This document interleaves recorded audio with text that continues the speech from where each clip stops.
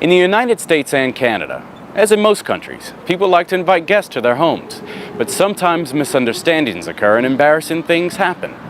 Everyone seems to have a story about a difficult situation involving a guest. We're going to look at some of those stories today, then ask people what they would do in these sticky situations. Let's take a look. I was invited to a party, and I arrived an hour early. I thought it would take me longer to get there.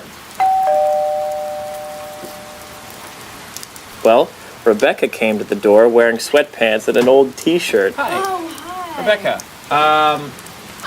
am I too early? You're the first one. I'm the first one. I could hear the shower running in the background, and of course, not a single guest was there. Wow. Well, we asked some people about what they would have done in this situation. What would I have done? I would have pretended to have an errand to run in the neighborhood, like going to the drugstore, the grocery store, and then I would have told her I'd come back later. If I were him, I would have apologized and then offered to help with things like setting the table. You wouldn't have left? No, I don't think so. And what if the situation were reversed? What would you have done if you were the host and a guest arrived early? If I were the host, same thing really. I would have invited him in and put him to work. What would you have done? Now let's take a look at another predicament.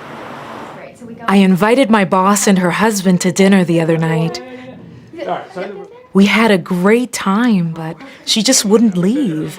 By midnight, my husband and I were so exhausted. Finally, my husband fell asleep at the table. My boss was very embarrassed when she realized it was so late. I just never know what to do when a guest won't go home. So, What should the host have done? Let's get some opinions. I don't care if she is my boss. I think I would have reminded her how late it was. I wouldn't have done anything, except pretend I wasn't tired.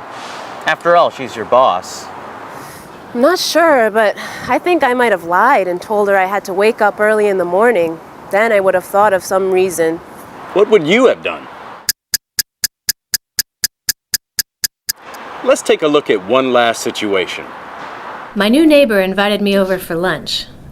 I was a good guest. I came on time, I left on time, I even brought a loaf of bread. It's a good thing, too, because I couldn't eat anything else. You see, the host served seafood, and I hate seafood. I'm not allergic to it, but I really can't stand it. I probably hurt her feelings, but what should I have done? What should the guest have done? Let's see what the people we talked with had to say. I think I would have lied and told the host that I was allergic to seafood. I think you should eat whatever the host makes, even if you don't like it. I mean, if someone goes to all the trouble to cook you something, it's rude not to eat it. You know, I had a similar experience once. I served a dish with tomatoes in it to someone who was allergic to them. He broke out in a rash. It was terrible. Now when I invite people to dinner, I tell them what I'm planning to make sure that they can eat it.